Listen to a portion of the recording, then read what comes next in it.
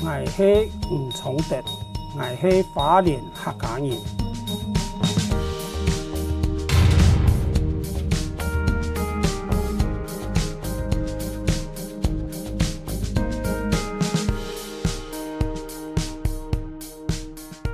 人情味是我哋最大嘅特色。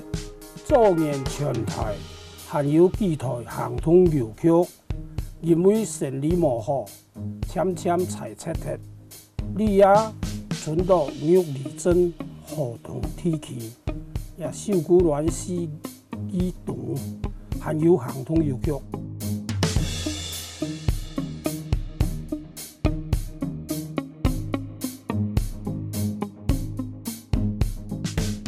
行通郵局小小的窗口，不但處理一般的郵務嘅業務，也係鄉親間感情嘅交流，刊登寄信人潮嘅記錄。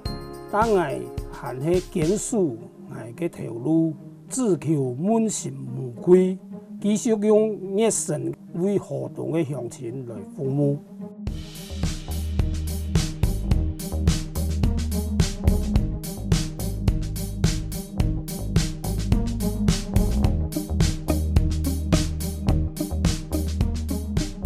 我就將玉里鎮正宗香樣添登行通郵局茶的花蓮1930年，繼續為花蓮玉里嘅鄉親服務。